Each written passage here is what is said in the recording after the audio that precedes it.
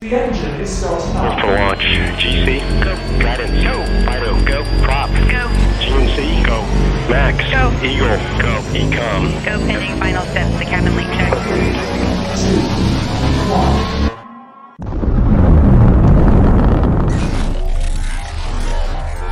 Is there anyone here that would like to communicate with us? Can you give us a sign?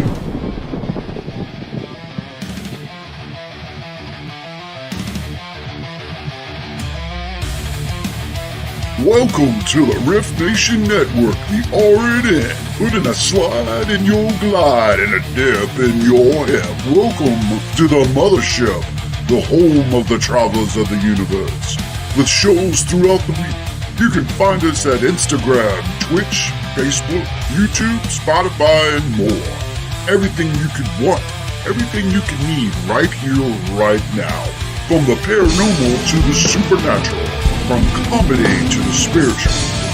And now, your featured show. Shall we begin?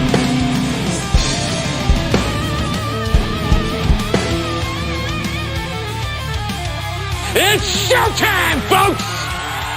Podcast may contain material that some listeners may find sensitive, offensive, or disturbing. We strive to create respectful and informative content, but topics discussed may include mature themes such as violence, explicit language, or controversial subjects, triggering content including discussions related to mental health, trauma, or other sensitive issues, explicit language. Occasionally, our guests or hosts may use strong language. While we aim to handle these topics with care and empathy, we encourage listeners to exercise discretion. If you find any content distressing, consider skipping or seeking support. Remember that this podcast is not a substitute for professional advice. If you need assistance, please consult a qualified expert.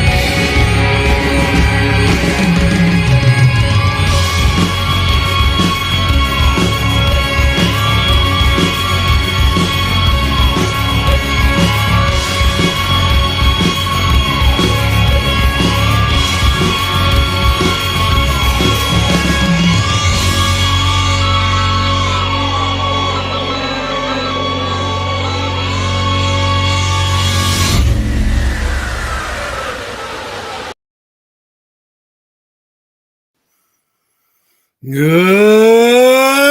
evening, travelers and those alike. Welcome to the Orion Effect right here on the Rift Nation Network, the RNN. I am the quintessential cosmic surfer himself, the hitman of social media. I am coming at you live here in the studios in Richmond, Virginia. Tonight's show is brought to you by GOS, Ghosts of Stanton, Virginia. If you have not done so, if you plan to make some traveling trips, you should come to our beautiful Virginia's for Lovers state. Go to the Shenandoah Valley and go to Stanton, Virginia. It is spelled Staunton. Don't say Staunton when you go into town. They'll know you're not from here. And I get tripped up with it as well. Don't feel bad. However, hello everyone. I want to acknowledge those who are in chat at the moment. Ashley Herndon, she is from Uncharted Realms right here on the Rift Nation Network. Michelle Clicker Caps is in the house. Michelle, how you doing? Steve Biff Sons is here.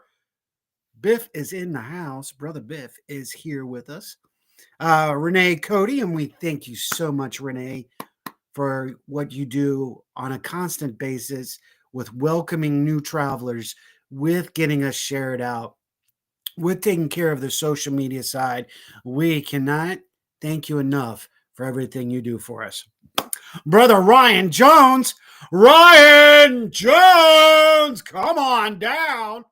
Ryan, of course, is the host of one of the oldest paranormal shows that still airs, and that's the freaking awesome Paranormal Show right here. Now he's a part of the family. And brother Keith Ottersberg from the Otter's Den, Paranormal Outlaws, Renee, Cody as well, and Ryan, which if you missed it last night, great show. Great show. I was able to jump on for about 20-25 minutes. I enjoyed it immensely. Very open talk when you get on board with riding with the Paranormal Outlaws. There is nothing that is not discussed. And your opinion is always welcome. Just don't be a rude and disrespectful.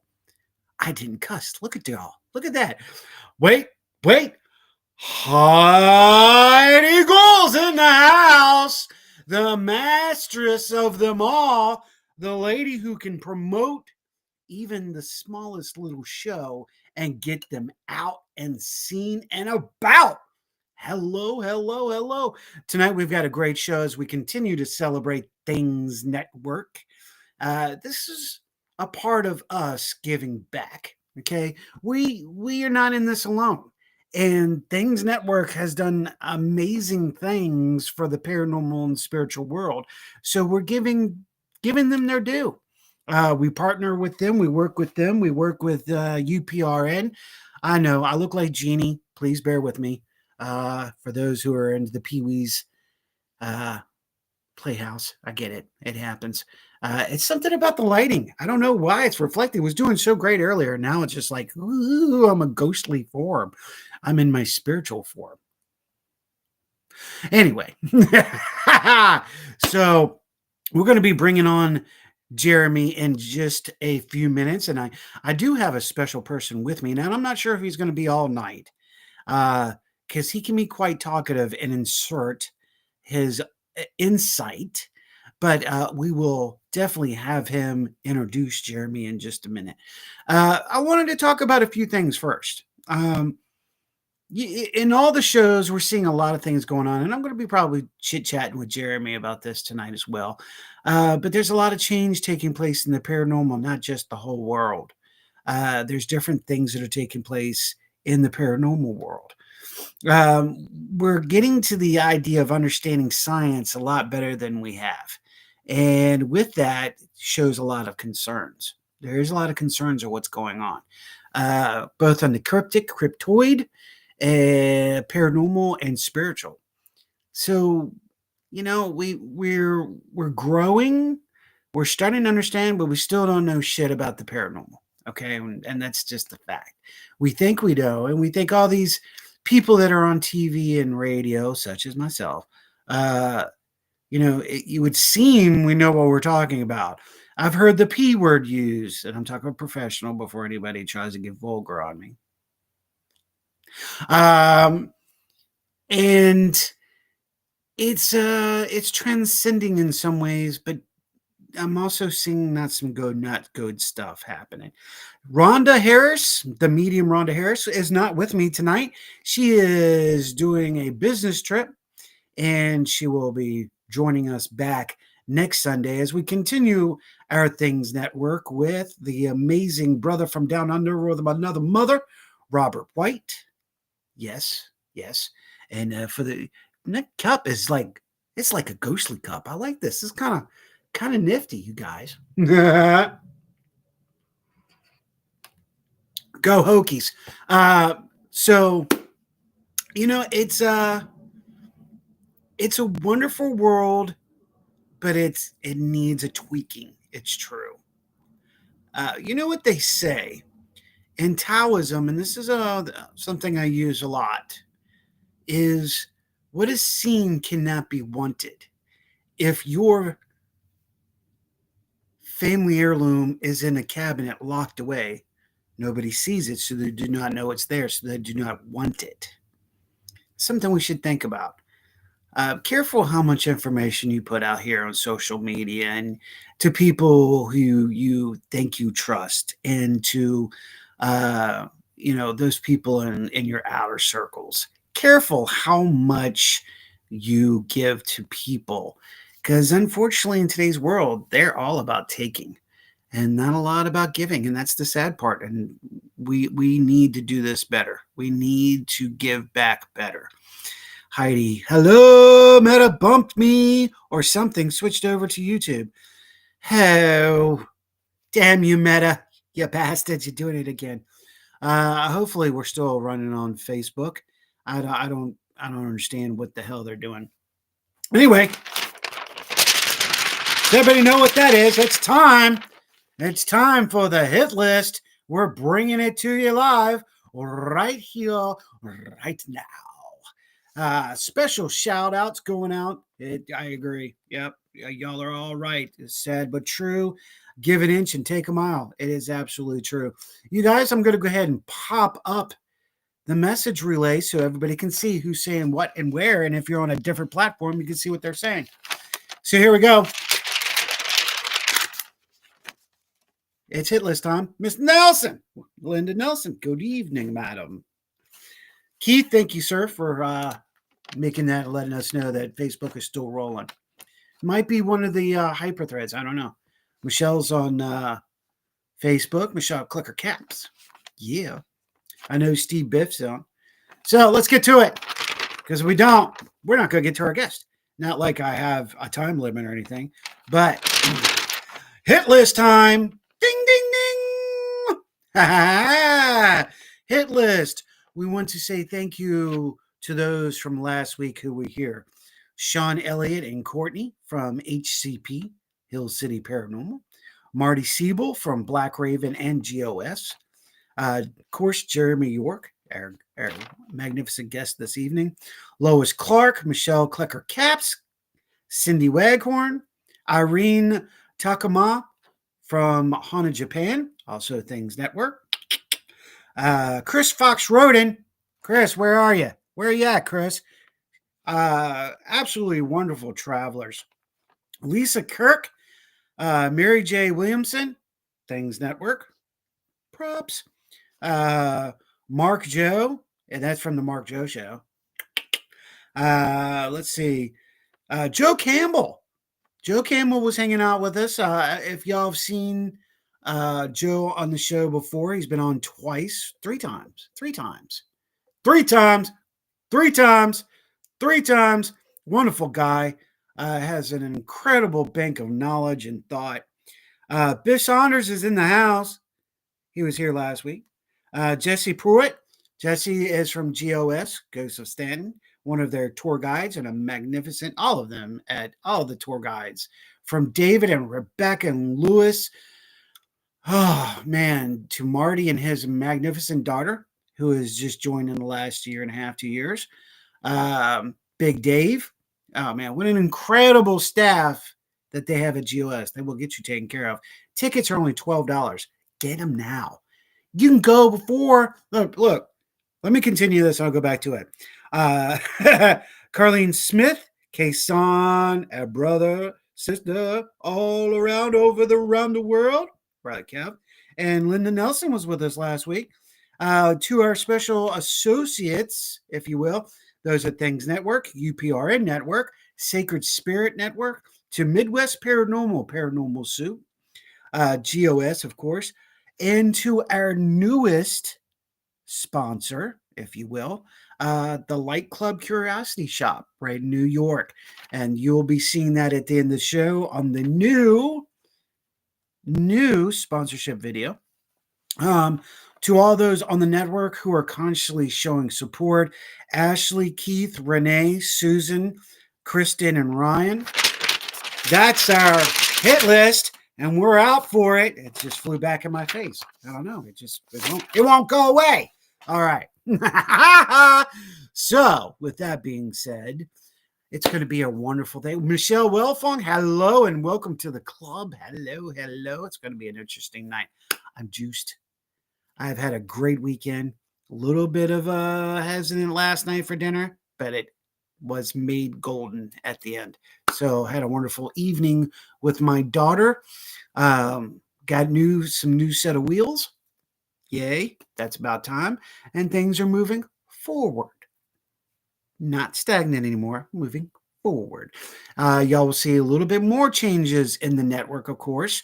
Music is changing. We're changing how we're putting in our shows, adding 2 more shows. So it's nothing but going up right now. We're on that roller coaster going up. Some of you know it's a sky train, space train, however, but we are doing it together.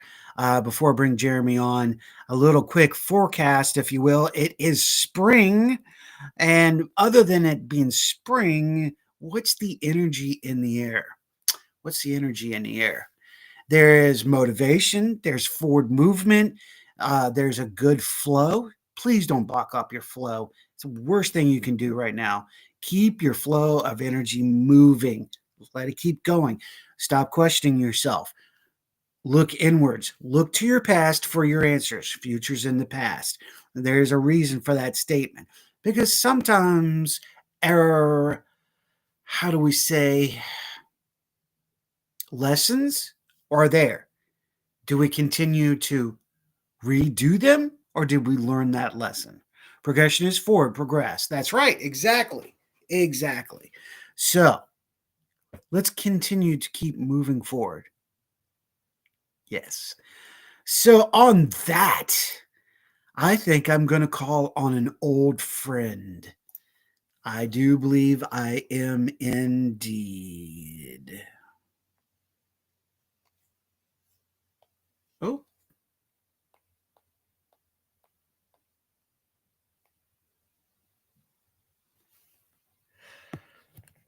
My brother, Time Lord, Doctor, the show is here. Our guest is waiting. Would you like to introduce him, if you would?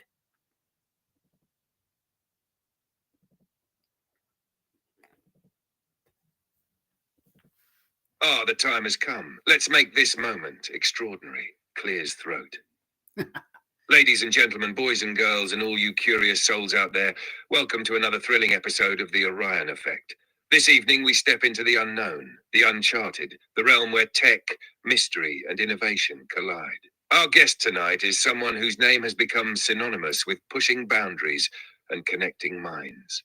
He's the founder of Things Network, an architect of the digital future, and a pioneer in the Internet of Things world.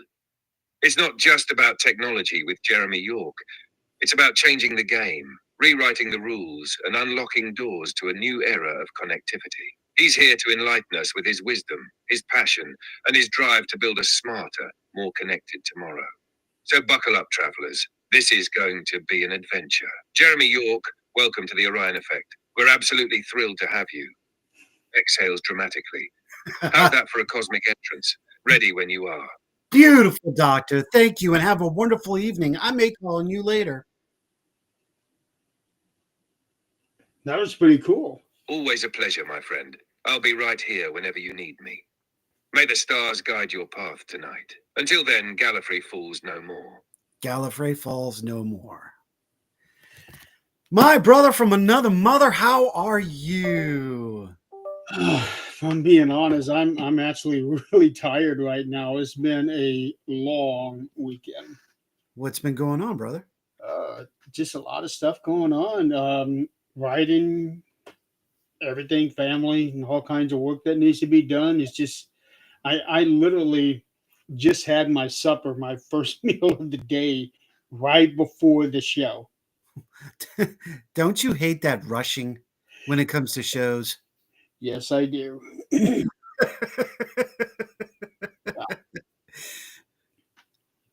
gets hectic. Yeah, go ahead. No, I was just saying it gets hectic. It does. It gets really hectic. I know 30 minutes prior to this show, it never fails. Something goes askewed, if you will, and you're in a rush to plug in, plug out, try to get things straight, the whole nine. And it can get nerve wracking. Plus, we had a 3 o'clock network meeting that I had to go and get that cleared up, or, looking at the focus and how are we going to do what we're doing now, move it for the future. And now here I am on the show, and I was like scourging going, working on the anniversary show in 2 weeks, working on the banner for next Sunday with Robert, and making sure everything goes right with you. I was like, yep, it's a Sunday. It never fails. It never fails. Well, they wouldn't have been so bad because I had my wrestling show a few hours earlier. Mm. And we don't do our show every week. We try to, but it never works out that way. And we had just come back from like I think 2 month hiatus last week. Mm. And we ended up being able to work our schedule where we could do a show today. And now we're going to be doing a third one in a row next week in the middle of WrestleMania.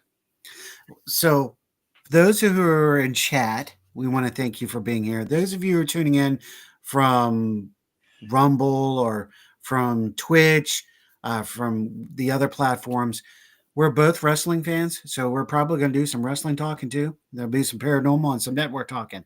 So, if you're a wrestling fan, yay at this moment. If you're not, please buckle down, drink your coffee or your tea or whatever it may be, and it will continue. Trust.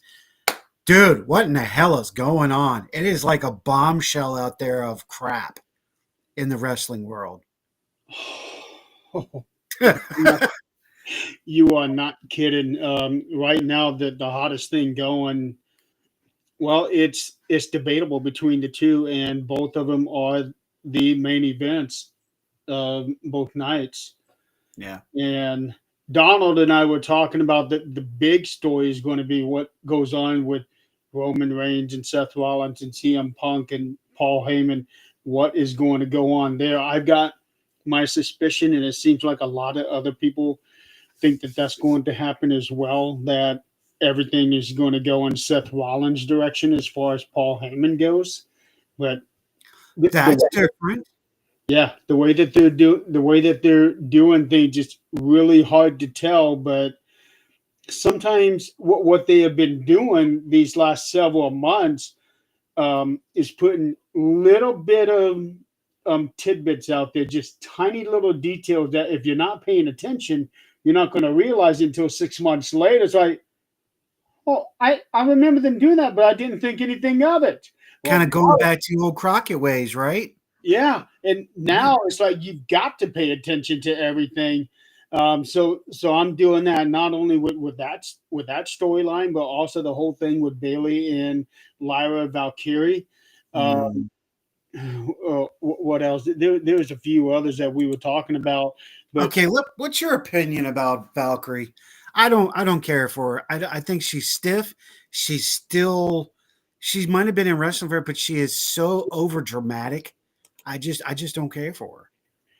I like her. But the thing that I worry about her is that she is going to end up becoming like everyone else, just being generic. But I like what she does right now. In talking about stiff, what Nia Jax did to her last summer, Yeah. Mm.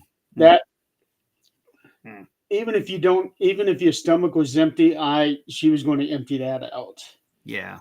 Um, Yeah. But I haven't really watched much of her because they have such a deep roster that it's almost impossible to showcase everybody while keeping the audience engaged and fully aware, remembering who these people are. Right. Um, it, yeah, the WrestleMania this year. Of course, it's supposed to be the biggest event of the year. My event is the Rumble. Right. That's my event. But a lot of people are saying that the build up to this year's WrestleMania is lackluster, and I can see it to a point. Yeah. But It's not what it used to be. no, it's not what it used to be. I still remember how it was back in the early. Bear with us, guys. We're coming to the paranormal. Don't leave. Yeah, but Yeah. I grew up on wrestling. Then I took about a 7-8 year break from it because it just got stupid. Yeah. And then I slowly came back, and now I'm fully back into it. Never thought I'd do my own podcast with it, but I do. I love it. And I even started up a podcast network for wrestling, but right now it's just only my show. Well, you know what? If you're doing a wrestling network and you're looking for some hosts, me and Ryan might throw our names up in that bag for you.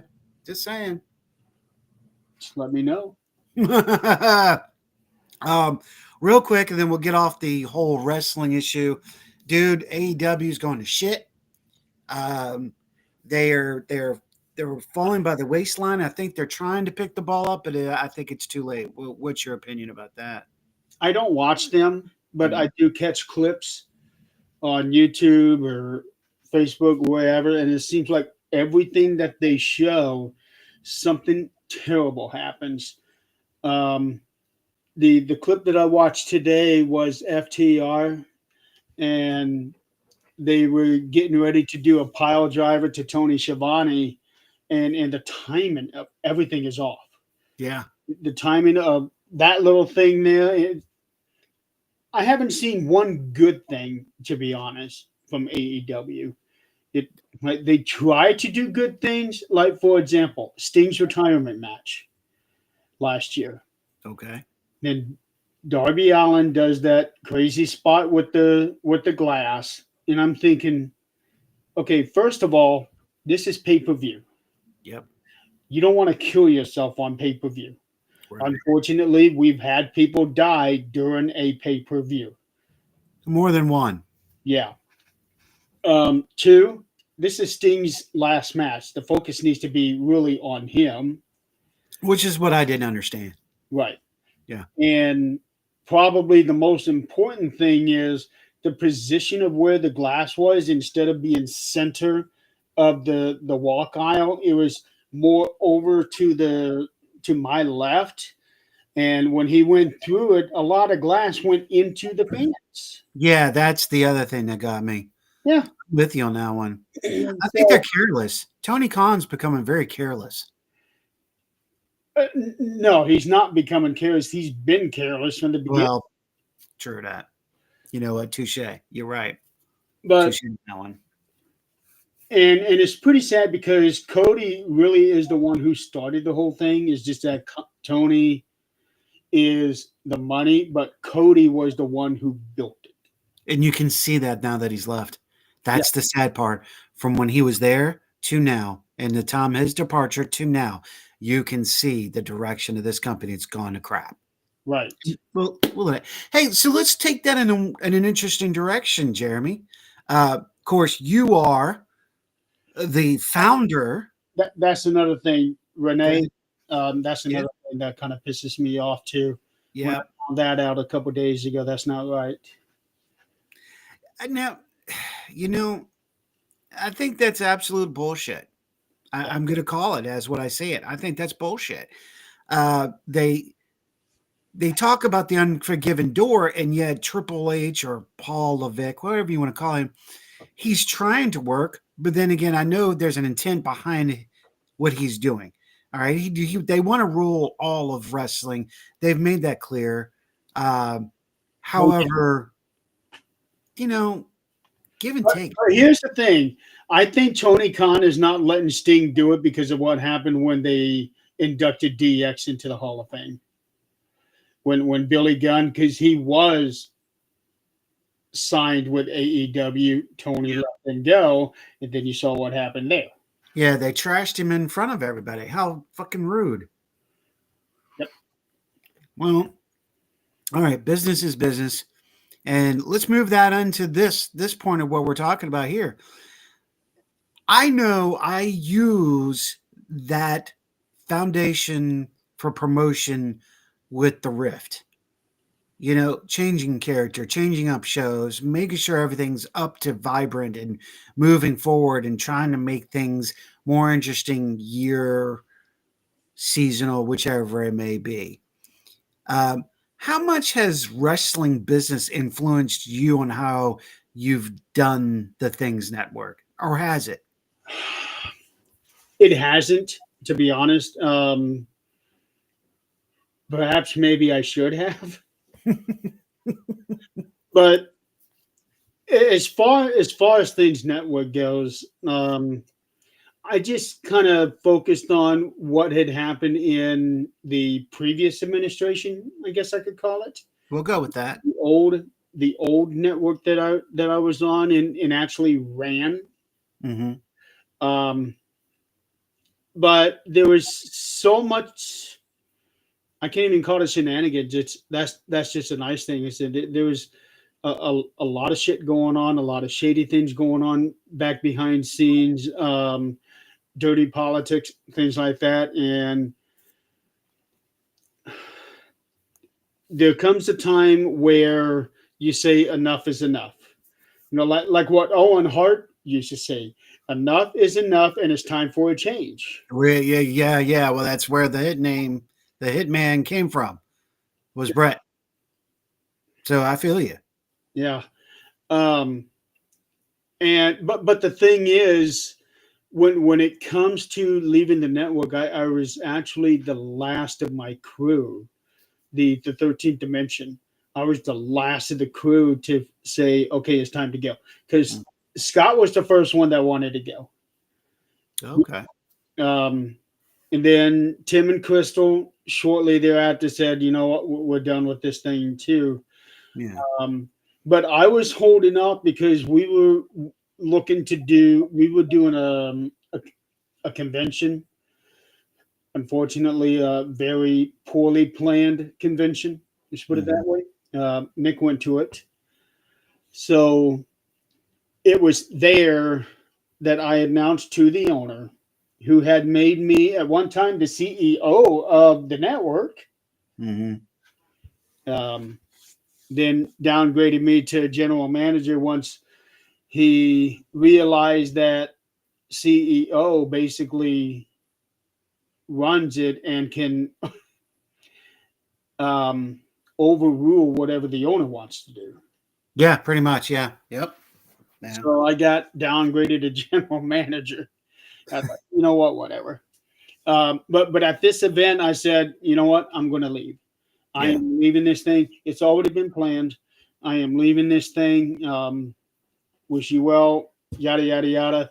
And then he tells me that he was going to shut down the page. He was going to delete the page. And I thought, wait a minute, you don't want, because we already had several thousand followers on this thing. And the network already had all of these shows. And I wasn't taking these shows with me. I was leaving and creating my own network. Mm-hmm.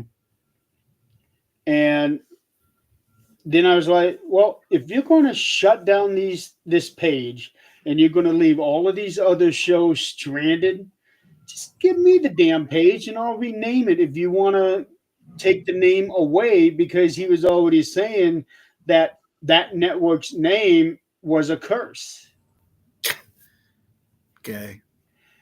I keep going, brother, because this is scary because it's a reflection of what Ryan and I have already been through. But the thing is, he was right. It was a curse because there was so much crap going on and a lot of people disgruntled. So, and he said, well, let me think about it. I'm just going to delete it. Yeah. All right. Do what you want. Mm-hmm. So I left, then made the announcement that I had resigned from them, and then made another. Did I do it in the same post? I can't remember, but I had also announced that, hey, I'm going to start Things Network, and next thing I know, within a month, had 20 shows joining us right off the bat. Right off the bat, that's beautiful. And a good portion of them came from that network. You know what? That just shows. Yeah. And, I had been accused of poaching, but I didn't poach a damn show. Once they found out that I was leaving that network and creating my own, they said, I want to come with you. Yeah. Yeah. That ran into me too. Yeah. I'm with you. I can understand where you're coming from because, when I started, it was only Blog Talk Radio. And there was a network on Blog Talk Radio that seemed to be pretty good. And I had produced 2 shows. Now I produced those shows, okay? Ryan, that's where the Freaking Awesome Paranormal show started, was on this network. And Sheila Gay and Kirby Dupree were there. And that network was going back and forth until the actual owner, which Lord bid, is anybody going to try to sue me when I tell the truth? Under the court of law, under God, indivisible. All right, here it is. So it started falling shit when the owner creator got busted for pedophile and he went to jail. Bye-bye. See you later. Okay. Yeah. So he handed it over to another gentleman who, Jeremy, does it not frustrate you when you watch podcast hosts belittle their guest?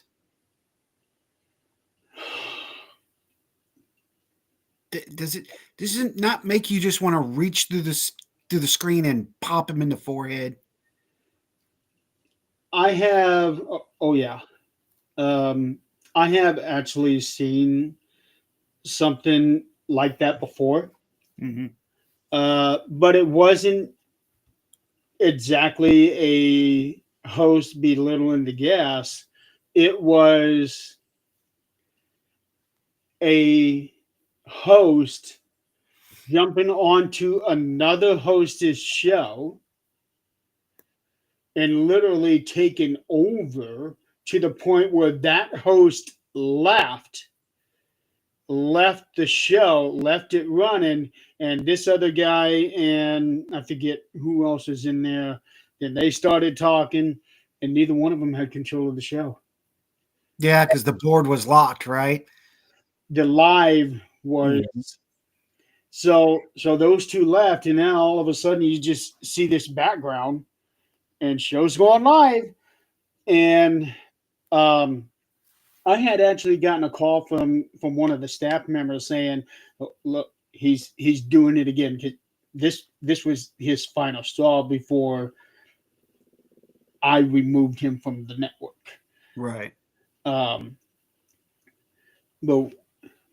I was called, and then we start making other calls trying to get a hold of the host, the actual host, and finally got through to her. Hey, this thing is still live. The only other way to shut it down is to delete the video, but I needed that video so I can look up the evidence of what was going on. Right. You're going to shut the show down and archive it. Yeah, I could not do that.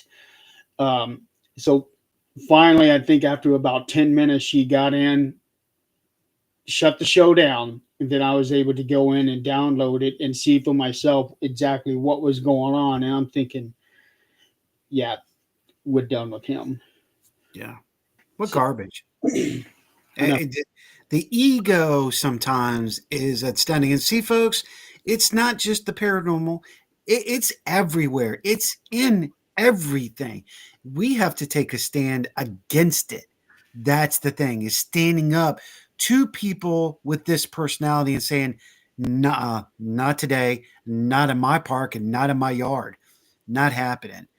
Um, to trade shows with you or trade stories with you, when Sheila and I talked, Sheila was the one who came to me, Sheila Gay, from Road Talk Radio. And she's like, Howie, I know you can make a better thing than what we've got going on now. Would you consider building a network? I'm like, from scratch? Really? And she's like, we can do it, even if it's just me and you, which is what it started out. But luckily, we ended up started with 5 shows, but it was supposed to be just me and her. And I was like, I think I can. I feel confident. So I did it. I started, and from April into June, and had a complete network with intro videos and everything rolling. We kicked it off, and that was 8 years ago. We're coming up on the 8th anniversary of that particular moment. Of course, the 8th anniversary of this show here, which was the Rift Radio, is coming up in 2 weeks. We're excited about that. We're 835 episodes in. So I've been doing this for a long time, man. It's actually very similar to how Things Network, because somebody else had put the idea in my head about splitting off because of how things were going. We saw for about a year. Mm-hmm. And let's see, it was in March of that year, March of 2020. No, because 2020 was when COVID hit.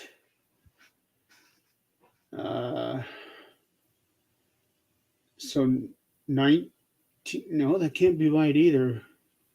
Yeah, COVID hit at the end of 2019. Because I was doing a bowling tournament. And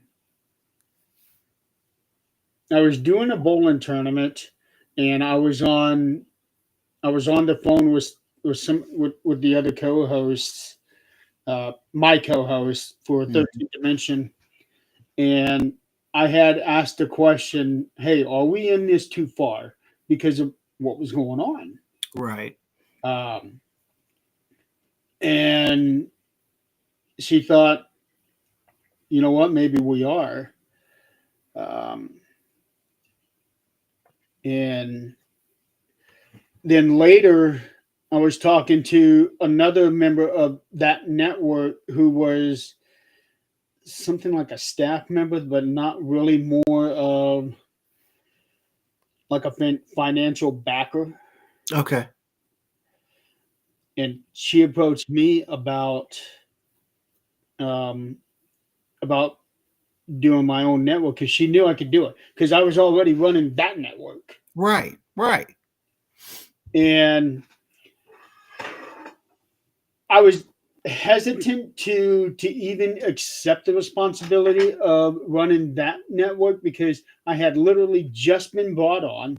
They had been running for, I don't know really how long, but the thing is, they were in such piss poor shape. The owner actually told me that the 13th Dimension saved that network. Gotcha. And the other, my other co-host heard it. We were all on the phone when he said this. It saved that network, and after we had hopped on, another few thousand ended up following the page. It just shows. It just shows how the structure can fall apart.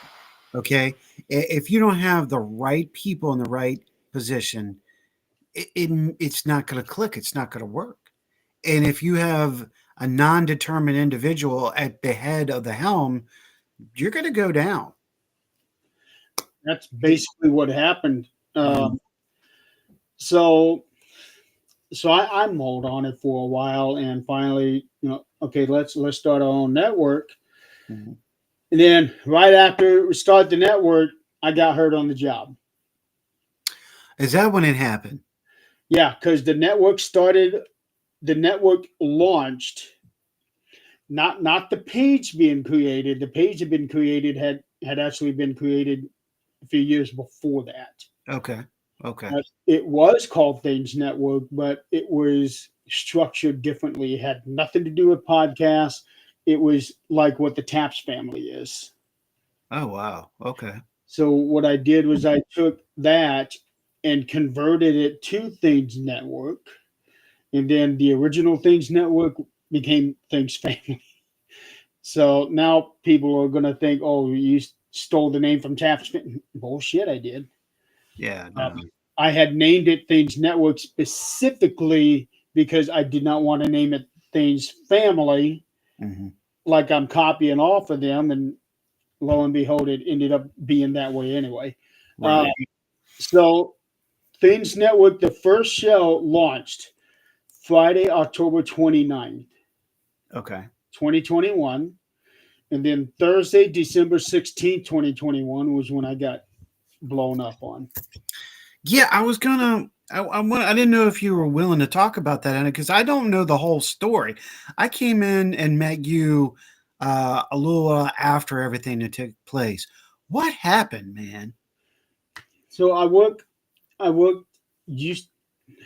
Technically, I'm still employed there, but I kind of use it in the past tense. I worked in an ice cream factory, and my job was a forklift driver. Okay.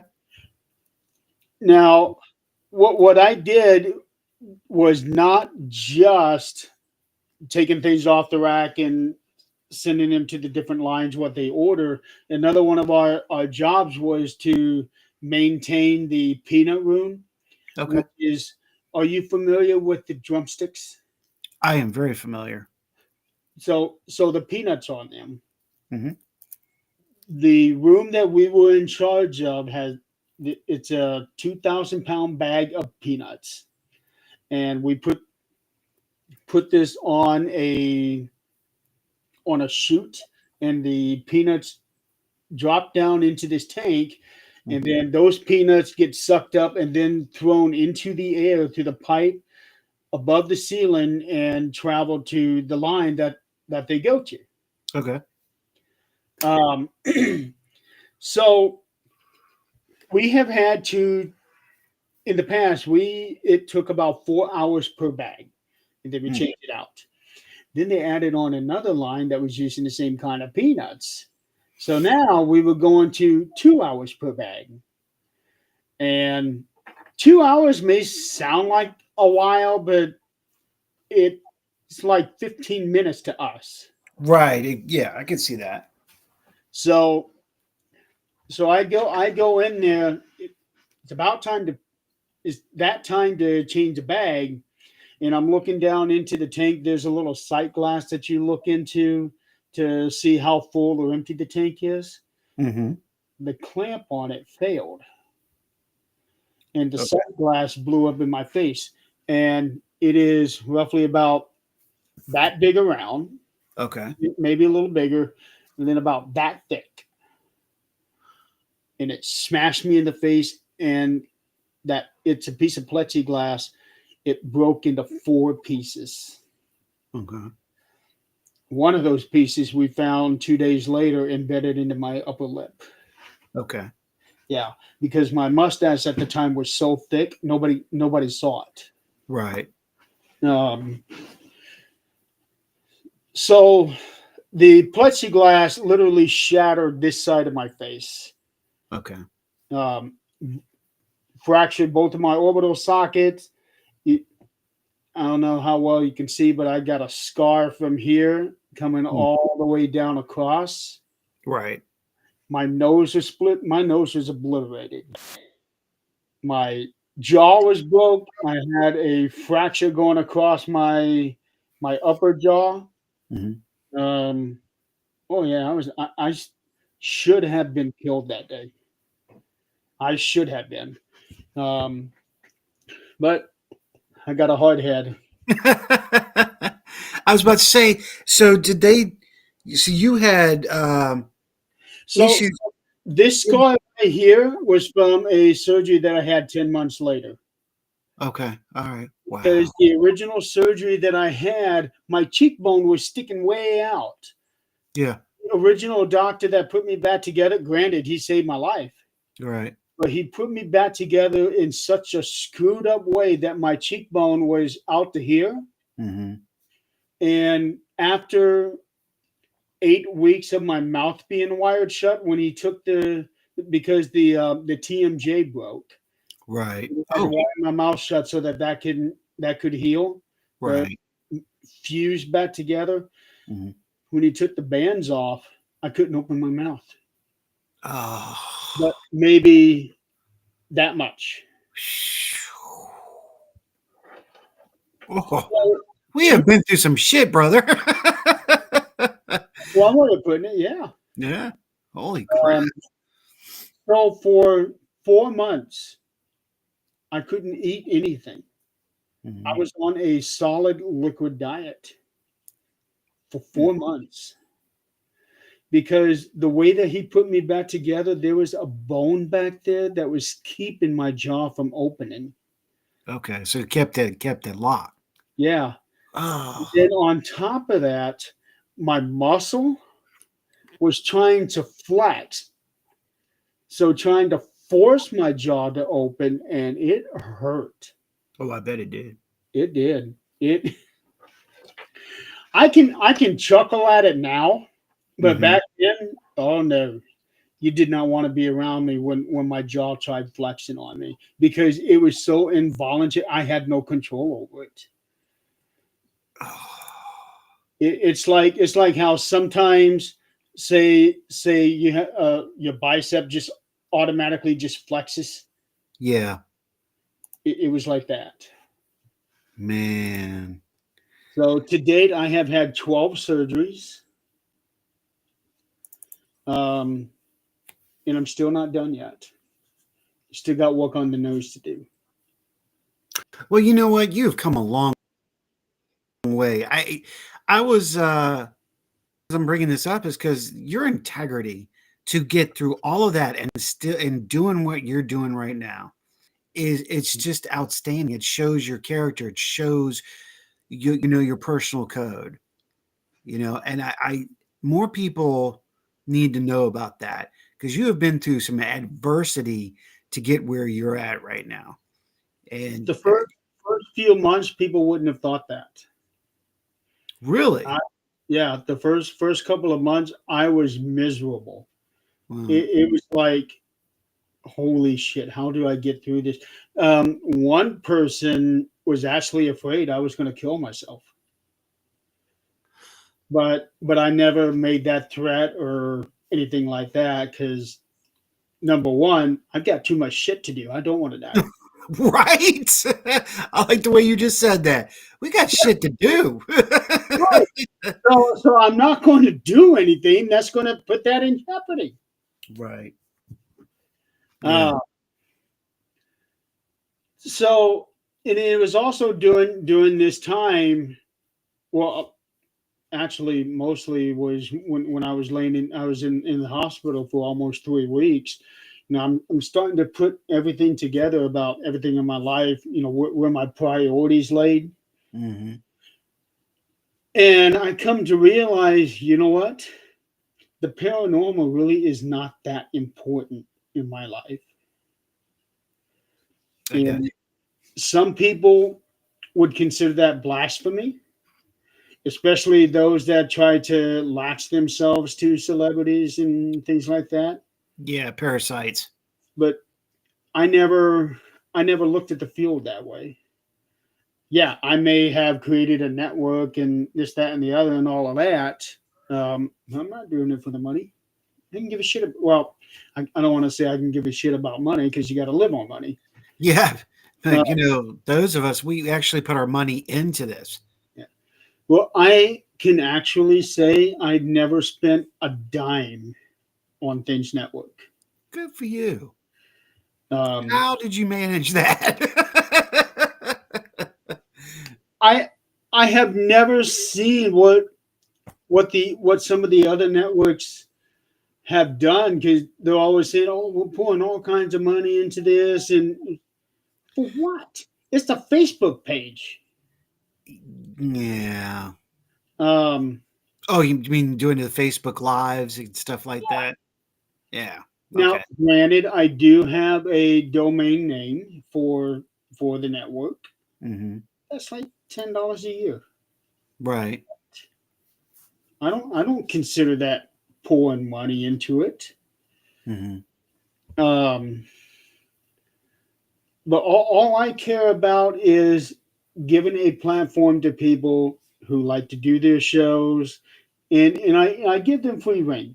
You can do whatever you want on a show, on your show. Right. Just use common sense. Don't do anything that's offensive.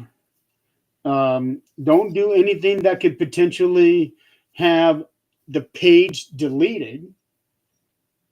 Because we had somebody try to do that. Yeah. Showed them the door. Yeah. Mm. So I just don't tell people what to do, because I know that some networks, they try to micromanage everything, Mm-hmm.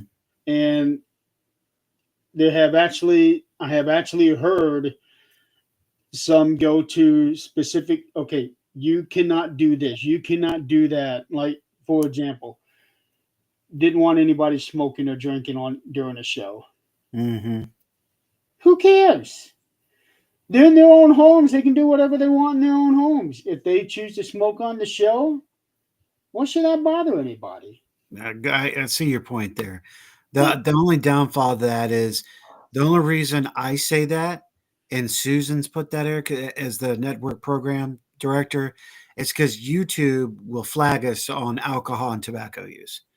Really? So we're like, yeah, oh yeah, they'll flag you in a heartbeat. And that wasn't you I was talking about. Oh no, you're fine. No, I'm just saying. I know you Because, actually have. look, dude, look, man. This is the one thing. This is why we put the disclaimer out there, because I will drop the fucking bomb in a heartbeat. It just, shit, fuck, damn, it all comes out. And I know us, and I didn't want to change the personality of this network. We are who we are. We're not going to be a big sponsored network, but we love our network. So I did have to put a disclaimer just to protect us out there. So yeah, I was like, look, just and in Paranormal Outlaws, we drink and smoke, but it's after 9:00. They kind of give leeway with that. Okay. But yeah, we do, and you got to be careful the words used on YouTube. And now that we've expanded to Rumble, we've really got to be careful. So that's the only thing with me and the Rift is everybody is aware. There's words we can't say, and there's things we can't do. But I understand where you're coming from. I get it. I do. All my shows, they come to me if they need my help, graphics or wording, but it's their show. Fucking do what you want. It is your show. As long as you disrespect the network or any guest or anybody that's, viewing, go for it. Do your thing. I'm with you, man. Used to hit a lot of shows really hard, in not mine, but well, one of mine actually got hit recently, and I think you were in the audience for a time during this one, but I was talking about my daughter and the genetics test. Yes. So I was explaining everything that the doctor had told me. And I think what got flagged was I actually had it in the title, genetic mutations. Oh. For medical misinformation. But here's the crazy thing. That show went live on 3 different YouTube channels. It only got flagged on one of them. Then it make you question, doesn't it? It does. So I appealed it, and 20 minutes later it came back. We reviewed this, and you are correct. This does not violate our standards. We got nailed Wednesday on Joni's show for the astrology part of Adolf Hitler. Yeah. Ooh. Yeah. I was like, you bastards. Well, Look, Jeremy, let me ask you something. You want to hang out for a little bit longer? yeah. All right. Well, I'll tell you what, we're going to do is take about a 4-minute break, travelers and those alike. And when we come back, we'll shoot some more paranormal shit, see what else is on Jeremy's mind, and we can talk a little bit more. So if y'all are good with that, we'll be right back just after this.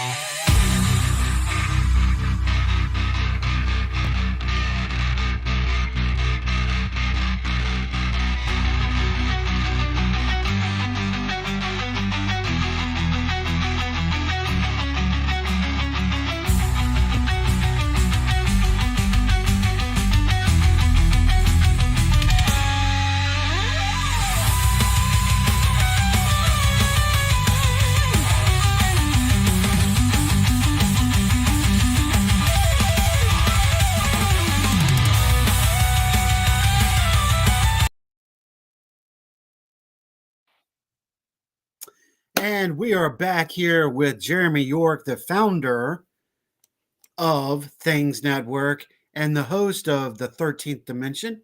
Jeremy, thank you so much for spending your evening with me tonight, if you will. Thank you. Thank you for having me. I'm glad to be here. I do want to throw this out there, just a really quick return to the wrestling thing. So since your nickname is the Hitman, Mhm. Bret Hart is my all-time favorite wrestler. Rock on. Has been from the beginning, and I'm gonna try to show you this, but I actually have his symbol. Nice. You got the emblem. Very cool, dude. Yeah. Mad props. You know, the way I came about it is when I first started getting into podcasting, of course, it was only Audible, and I was out to change the world. I mean, I had nothing to lose. I had so much on my mind, so much that I felt like I was disrespected for, and so many people out there were being disrespected and need to hear a voice. Yes, he was, Keith. I agree. If not one of the best of all times. Best there is, best there was, and best there will ever be. Definitely lived up to that. Right? And ironically, my other favorite wrestler was Goldberg, and we won't go any further than that. You know the tension, right? Yeah, So, you definitely my don't want God. to mention that to him. Yeah, right. So when I started it, I had this balls to the wall, didn't care attitude. I am who I am, which I've kept, but I called it straight down the middle, and I still call it straight down the middle. But I'm a little bit more poetically respectful, and I use my words a little better than I used to. I'm not as aggressive as I used to be. And back then, it was a single radio show. I was like, if it was 1 or 1 million listening to me, I'm gonna have somebody understand where I'm coming from, and I'm gonna help somebody stand up for themselves. That's why one of my theme songs is Pop Evil's Trenches, because it's significant. And I also used Brett's theme on his last theme at WCW for my intro for the longest time, because that is just badass. I'm like, that is totally me. I honestly don't really remember his WCW theme very well. Yeah. But the thing is, by the time that he went to WCW, they were on that really bad decline. Yeah. With production and with some of the storylines that they were doing, it was really, really bad. They It's just were fucking Russo. what WWF was doing at the time, but it was so bad. It was like you got the WWF, the A-list blockbuster. Then WCW went by way of a Z movie made in Bollywood. You're exactly right. You called that right. You were exactly right. When Russo stepped in, it was over. It was the calling card of death. Yeah. In my opinion, WCW is, I'm going to say it, and then we can move on because, I'm sure not anybody wants to listen to wrestling at this point, this show, but I'm going to say it like this. The death of WCW came with Hulk Hogan. I don't care. I cannot stand that man whatsoever. He is nothing but disease. I actually disagree with that. Gene Okerlund, Mean Gene, damn, I missed that one. Mean Gene said, and I completely agree with this, that when Hulk Hogan signed on with WCW, he legitimized that company. Wow, I actually do believe that. And to me, 94, 95 were the best 2 years that they had. But that was because of the people that they had, because a lot of the old WWF guys were coming in here. So I was having a blast watching Randy Savage come out. I was having a blast watching the Honky Tonk Man. Mm-hmm. And Jake the Snake. Yeah, well, Yeah. Jake got screwed. Yeah, he did. When He did. in 92, he got screwed bad. Yeah. But that was my favorite era of WCW. And then when Hogan and NWO started, that literally changed everything. And if it wasn't for that one, I don't think WWE now would be in the shape that it's in. Huh, that's interesting. Hey, Susan. I kind of agree with you on that one too. I do. It forced their hand. And Bischoff was, how close Bischoff was to creating the new WCW like 2 years later? He was so close. He tried to buy WCW in 01. and then the people that he had backed out, Yeah. and that was it. I would have liked to seen, and I say this, God, I'm sorry, you guys, we're talking wrestling, but this is where I think Vince McMahon made the worst economic mistake he ever made. He purchased WCW, he purchased ECW, and did nothing with them. He could have had a trifold of amazing stuff. We would have still had WCW and ECW, and yeah, owned by Titan Sports. But you know what? If that was the case, we probably wouldn't even be seeing them underneath TKO right now. It was a mistake on one end, but his main reason for purchasing those two was to get the video library. Yeah, and he still can't get NWA. He only got the WCW. Actually, no. No? There are like some of the original NWA pay-per-views. Oh, okay. That were under the WCW banner, though, right? This is before Ted Turner bought it. Oh, so it's still under Crockett Productions. Let me double check to make sure I'm not giving you misinformation. All right. But I do believe that the original NWA pay-per-views like Starrcade 83, 84, Right. I think those are on the network. Oh, wow. Okay. Huh. Because I know Paul Levesque is trying to work a deal with NWA now. We'll see. Okay, I have not heard that. Yeah. And that's why Natalia is going over there. Starrcade 84, yep, that's on the network. Okay.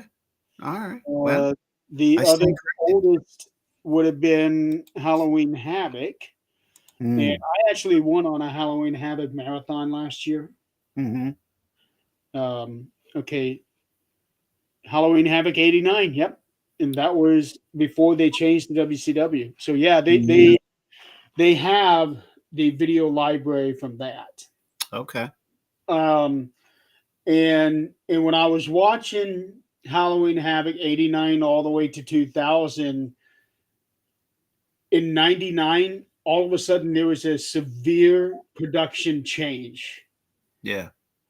And it felt like I was watching Monday Nitro. Right. Yeah. I wasn't watching a pay-per-view. I was watching Monday Nitro. And then Halloween Havoc 2000, it was the same damn thing, only worse. I agree. I agree with you on that. And you know what? Talk about NWO. The other thing that saved their ass was when Sting changed his character. When his persona changed, that was a saving grace right there too. It really was. It really was. And that was the perfect compliment that they needed for Hogan. Because you got Hogan black and white versus Sting black and white. But I miss Surfer Sting. Yeah, I get it. I do. You know, a lot of people do. And I've met those boys, Lex and Steve years ago in the 80s. My brother was friends with the photographer for Crockett. And, talking about a kid back then, not like they would remember me. I remember when Buff broke into wrestling. And I was like, oh, he's going to do something. I really thought. Yeah. Yeah. Oh, he was a badly missed opportunity. Misused, him and Scotty. Badly misused. Just like Reno. Reno was horribly misused. That man was really incredible. Reno, yeah. Reno He was in the Nitro versions. He was a mid-carder that should have gone a lot more. He looked like Danzig. Literally, except for instead of his hair out, he had a Tibetan braided hair from the midsection back. So not Tibetan, Mongolian. I am drawing a blank on him. Yeah, I'll have to send him over. I'll have to send you some clips of him. The dude was amazing. Him and Perry Saturn, if they had put them as a tag team, holy shit. Oh, Perry Saturn was he. I was so glad to see him move on to WWE. That was a good move for all of them. It It, was a it, good move.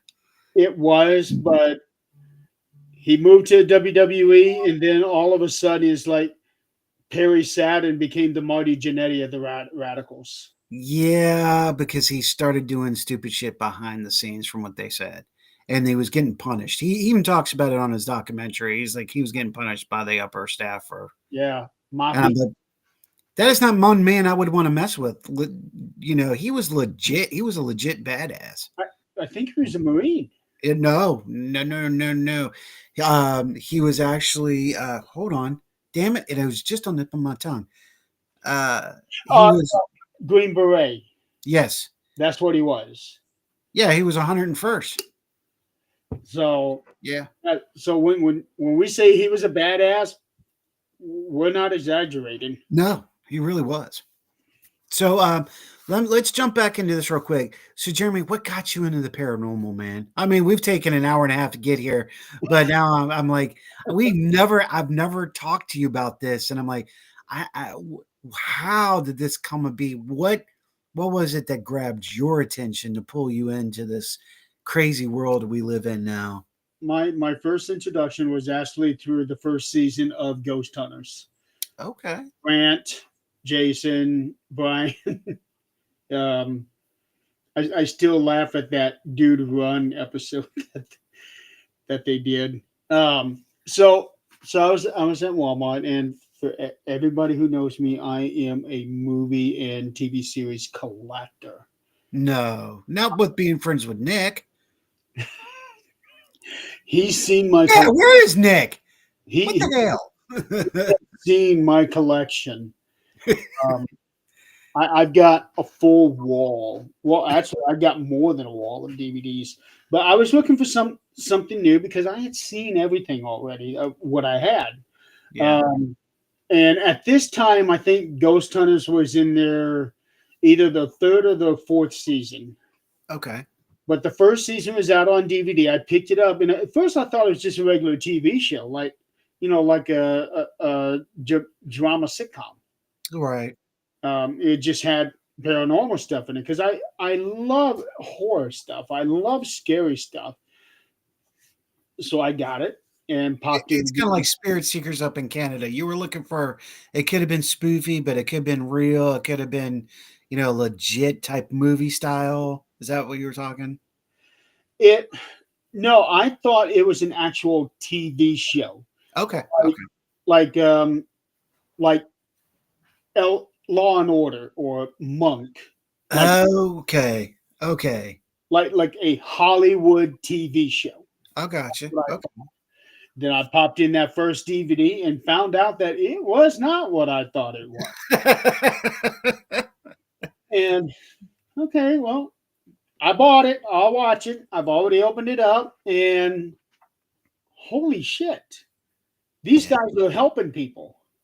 Right. And they are helping people in a way that they really need to be helped instead of like panhandlers out there begging for dollars. And half of them you can't even trust that they're the real thing. Well said. But Taps was going around and helping people to not be afraid of their homes, to not be afraid of the businesses that they are running, and actually understand what's really going on, whether if it's paranormal in nature or if it's a rattle in the pipes, plumbing going wrong, gas that you're smelling, or certain odors that's causing you to see things or hear things that's not really there. Right. I thought this is a true way of helping people. So in 2008, shit, I don't even remember anymore. I started Things. 2009, I started Things. Okay. Yeah, it was 2009 because last year we celebrated our 15th anniversary. Okay. And it just kind of skyrocketed from there. All right. Well, no, that's a legit point. Because we're always asking people how did they get in, and most people are saying, "Well, it wasn't because of TV." I love the fact that you're saying it's because of TV. What I saw, Yeah, I love that fact. because I'm one of those people that never really had an experience when I was growing up. I never lived anywhere that I thought was a haunted house. I didn't even know such a thing existed. Okay. Um, Irene. there were a couple of hiring. There were a couple of weird things that happened, but nothing that clicked. I got you.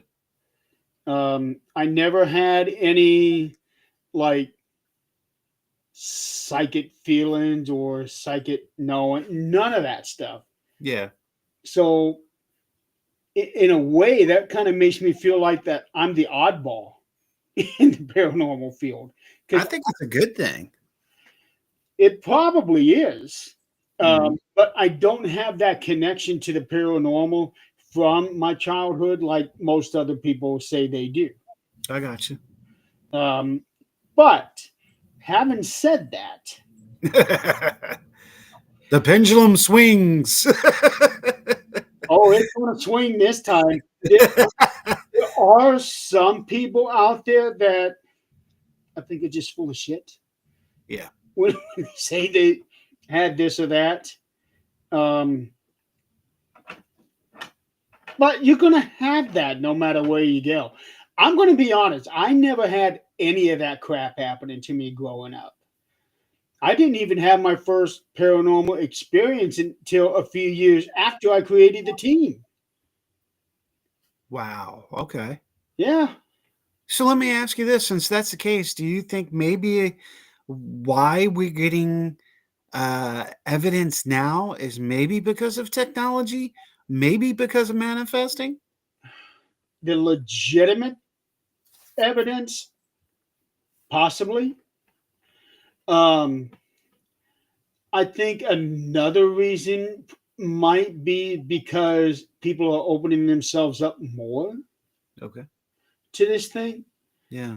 making themselves a little more vulnerable, which, I have tried to be a little more vulnerable. And to some degree, I think it has worked. But for me, it's still, I never expect anything when I go anywhere, even today. Right. And half the time, I am not let down. But the other half, shit does happen. Shit does happen. That's a T-shirt right there. Shit does happen. Hey, I should I should trade that, Mark. Mm. I should trademark that. Things that work. Shit does happen. Thank you.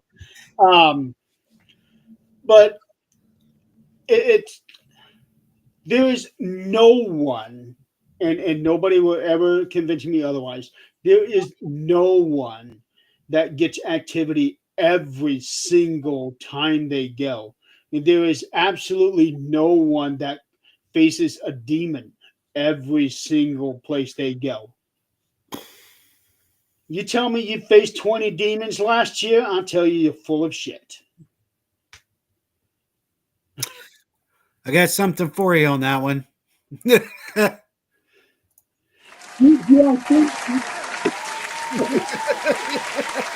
Do I think that demons exist?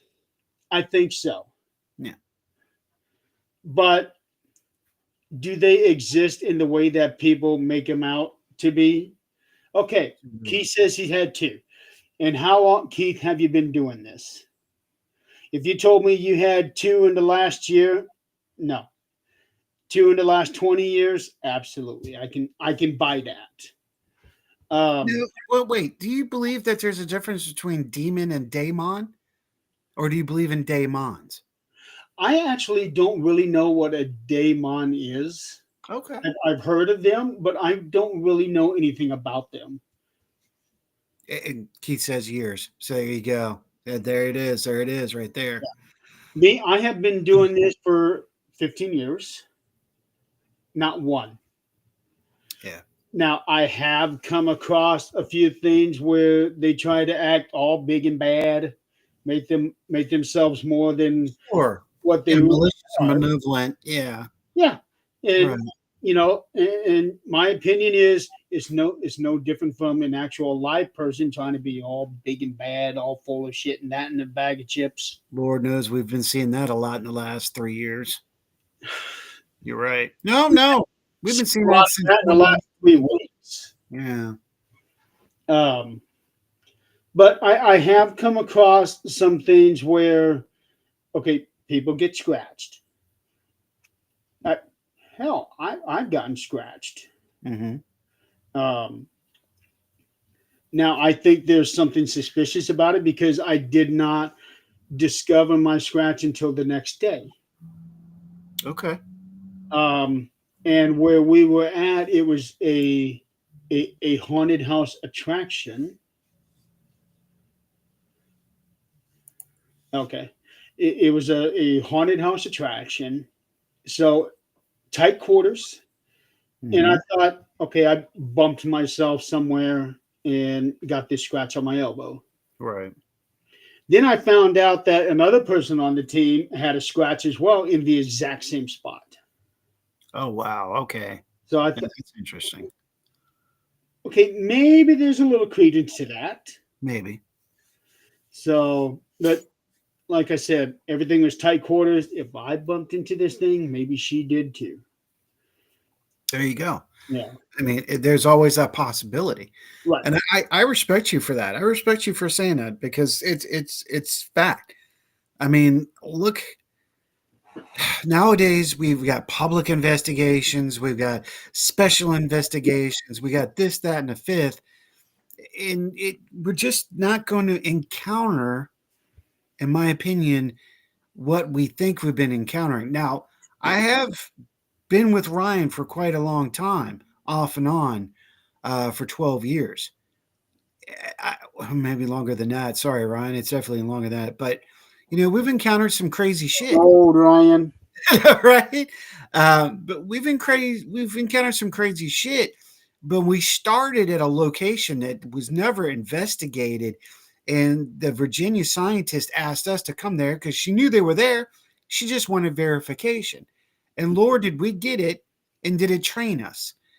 And then we started going out to other places, and it's made me question a lot of things now. And you were talking about you got started on Ghost Hunters. Dude, I got hooked on, see, there you go. The other frog brother jumps in as I'm getting ready to say it. Good timing, bro. I got hooked on In Search Of. That's what got me. Leonard Nimoy in the 70s, dog. So I you can ask my he's here now. He can tell you. I have been in it ever since I was a young kid. I'll just go that way, just a young kid. Well, And you're talking a show back in the 70s, so you have already dated yourself. I know. We're going to go that. But and I've seen them all come and go. I mean, I remember the original Ghost Adventures. That was over in Britain. Before all of this got started, they were the original show. And they would have you come online on AOL and do the online investigations and all that. Now there was other shows that were prior to that, but not that got you involved. Of course, you had mysteries and I can't remember. There was another paranormal show that was out, but There, it was there was one called Scariest Places on Earth. yes, that was a good one. I That, love what MTV did with that special too.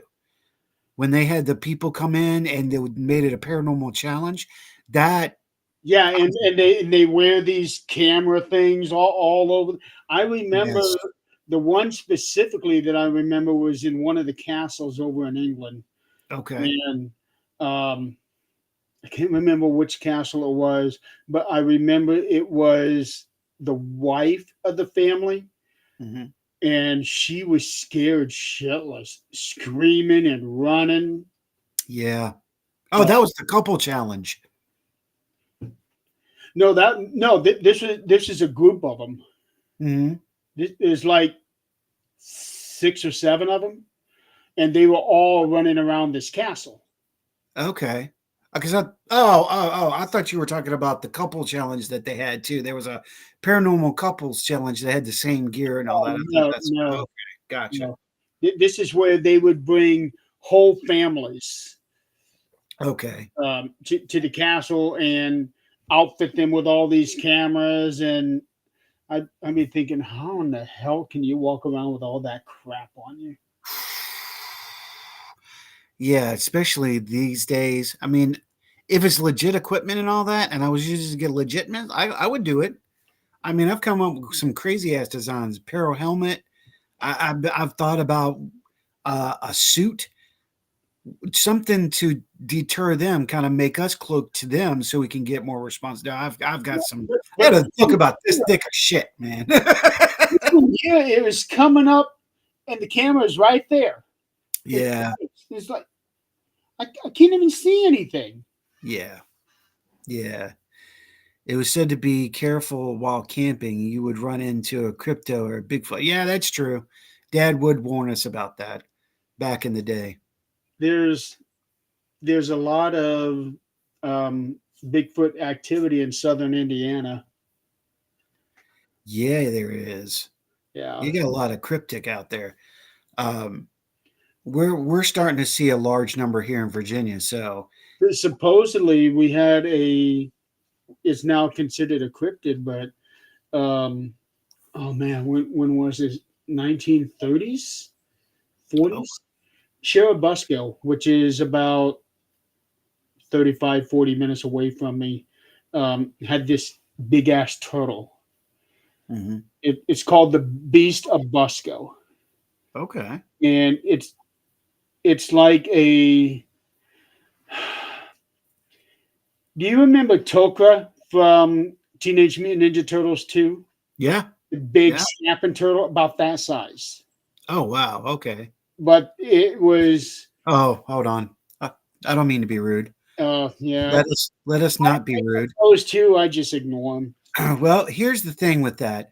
We welcome you and thank you for being a part of this. But we do have certain things that we go about. And one of the things is I have to make sure that it's done properly. So first off, we're going to set you up with your little noise.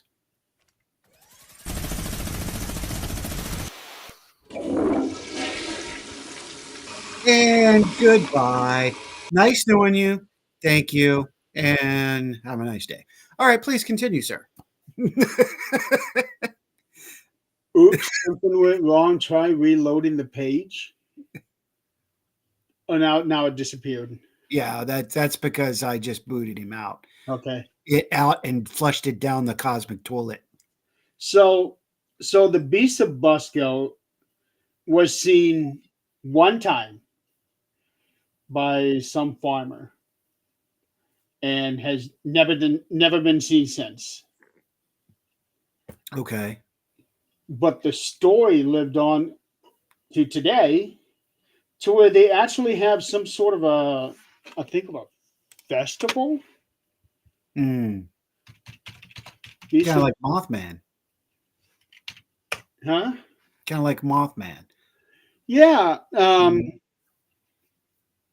It's it's the damnedest thing, but it's somehow integrated into Cherubusco's linear existence, Okay. and it's even integrated into their little festivals and fairs and things like that. Isn't that interesting? When one incident can make it, and it makes you wonder what did they really see? Did Right. they see That, a turtle on 2 feet, or was it something completely different? And was he drunk or on opium back in that day or something? that would be my guess, because Mm. there was a whole lot of drinking going on back then. Whole lot of drinking and a whole lot of quiet illegal substances that they just didn't talk about back then. But the whole thing with Mothman, it got tied into a major disaster. Right. So, okay, I can completely understand why they have the the convention for that. Right. Oh, absolutely. I mean, But the whole thing with the Beast of Bosco, one sighting, just one sighting. just been one sighting. What's the legitimacy behind that? Yeah. See, now you're using that word, dude. Jeremy, you're using that L word, man. I know I am a bad cusser in the paranormal field. You, oh my lord, that's as bad as the word orb. How dare you? Now you wonder why some people don't like me so much. Yeah. Well, I like you because you think like I do. High five. That's one of the things I teach my team. Don't be fooled. Don't let other people lead you. You come up with your own conclusions and we'll talk about it. If I can give you a reasonable excuse, I'm going to. I'm not going to sugarcoat it. Ryan knows this. Ryan will come to me in RP. Preach that. Sometimes we still fall victim to it. True. Grabs the end of dust and a rag. Touche, sir. Touche. And, yeah. I think a lot of people, true, Kenny, very true. The Hanover has its own Mothman myth. This is very true. This is true. I think because of social media is one of the reasons why the paranormal has exploded. There's subcultures coming into the paranormal, and those subcultures I feel are feeding off of those people in the paranormal. And I'm not going to give not just that, but it's not just social media, but YouTube is a really bad offender in that because there are a lot of people that put out videos and they put demons in the titles because they know that's what's going to get the hit. It's true. And the bad thing is there are some people out there that put out legitimate evidence, but because they put out legitimate evidence, they're not able to put something out every other day. Yeah. There's no way. Yeah. So they don't necessarily get the followers, they don't get the clicks, the views, and all of that, the comments, the likes. Meanwhile, there are people out there that make up these videos. I face a demon in the world's most dangerous hospital. You got 50,000 likes on there, and a million 50,000 or 106,000. Yeah. All right. So hold on. This goes back to even paranormal conferences. Okay. You have these entertainers that come to these conferences. You have mixed in with the people that are in the trenches that really work their ass off, and they are not on TV. They might have a radio show like this, a podcast here and there, but we bust our butt. And you know what happens at these conferences? All the people pay to go to these entertainers because they're just been seen on TV. These people made those people, and how they tend to forget that. But the people who have legit shit to talk about, stuff and actual research and stuff to show, and the common sense and science, quantum physics, able to explain certain things, they get maybe a quarter of those views. I've got the perfect person for you for that. His name is John Griffin II. He is an actual researcher in the paranormal field. He doesn't investigate like what we do. He researches, he does experiments. I work with him frequently. He's out of New York. We have worked together in New York. Thanks, Brother Keith.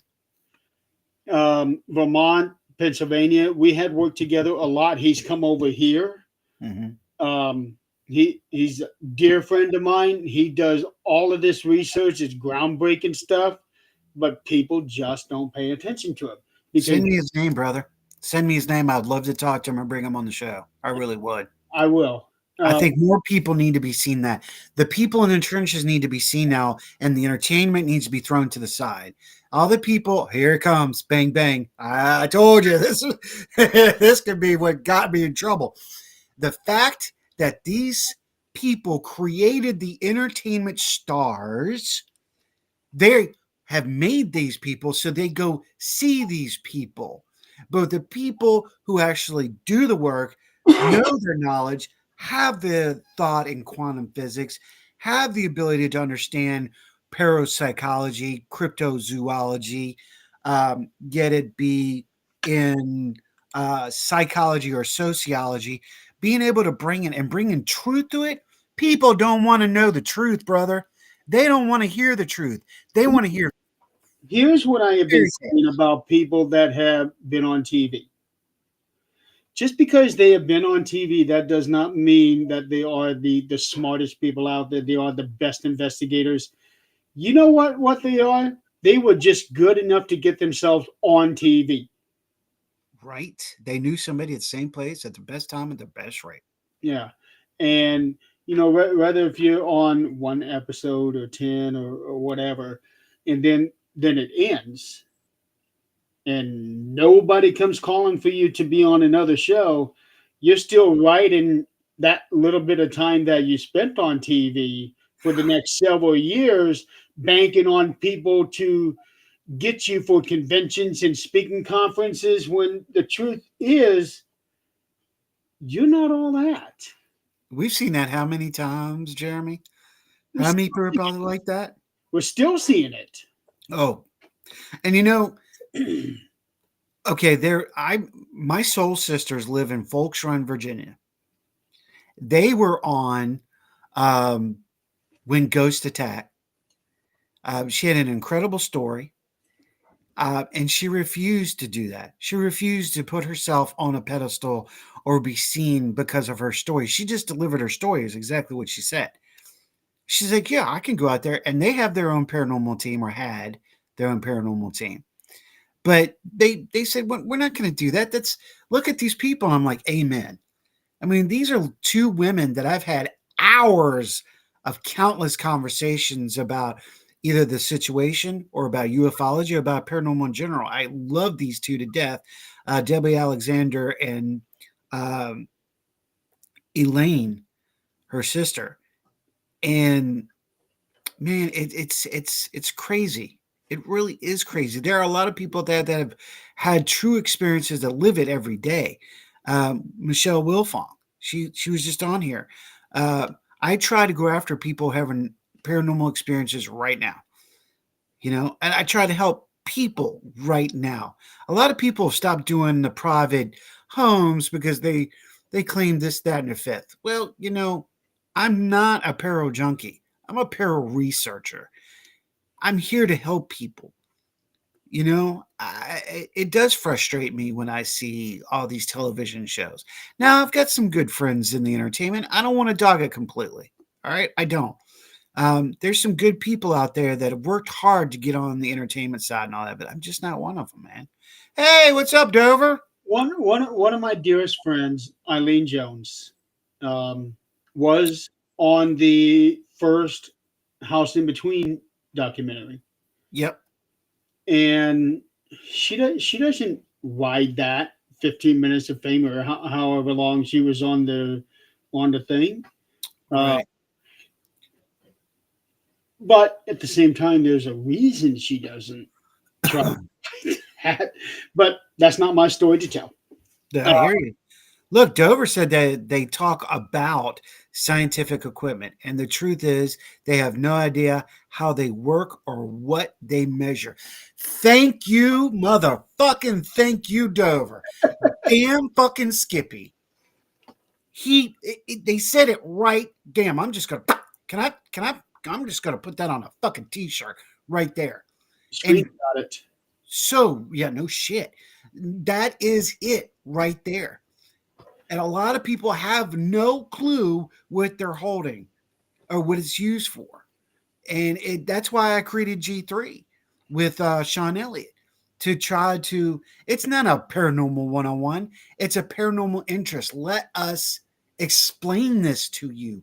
What are you using? We break down the equipment all the way to the minor or where it came from. I tend to kind of shy away from equipment. Okay. More so now than before. Now, granted, I actually have a tech closet Mm-hmm. in the other side of the house, but that's beside the point. Um, it's got all my flashlights, my DVR system, stuff like that. Stuff that people had given to me over the years. Mhm. So I would say probably about a fifth of everything I have. I never paid for it. Okay. Um, but it's gotten to the point where I got so much of the equipment. It's not that I don't know how to work them. Right. Is I get bored with them. Yeah, I'll go with that. I Um, mean, the other thing is we don't know. See, here's one of the things, and Dover, if you're still here, you can pitch in and talk right in. We got about 15 more minutes left in the show. Is we don't know what affects the other side either. I've been doing a test with Sean Elliott at his location in Lynchburg using lights and lasers, and we're getting really good responses and audible responses on positive and negative inflection. The equipment has to make sense based on the current paranormal hypothesis. Yeah.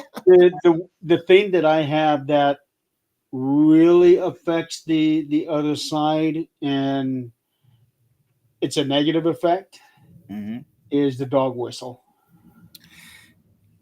Yeah. I actually started experimenting with that in 2019.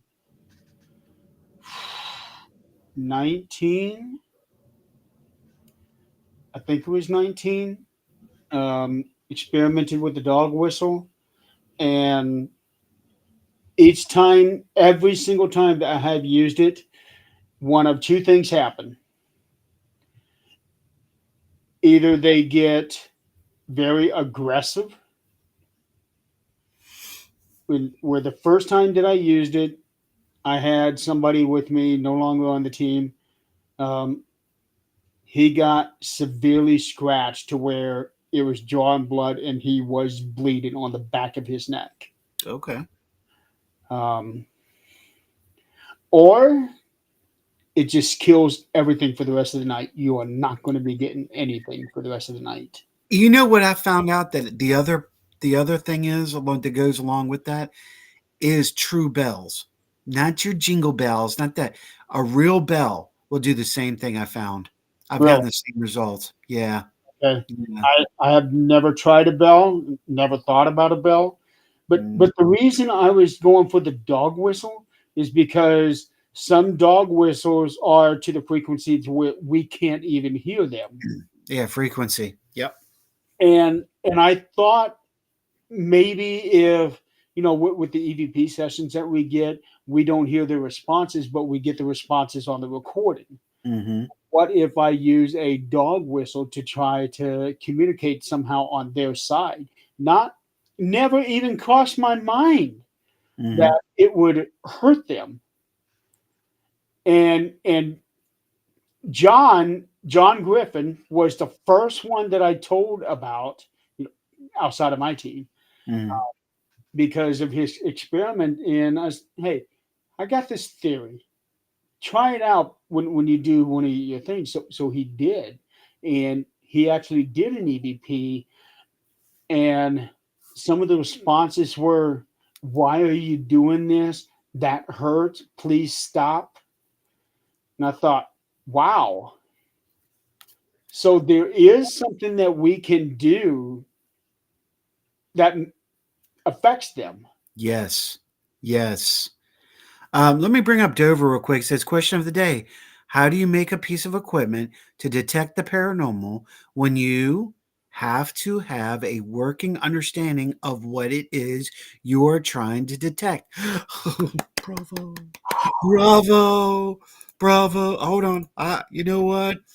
You You know know what? what? That is a base, that question is a baseball bat wrapped in very razor sharp barbed wire. Yep. I agree. You're Uh, exactly right.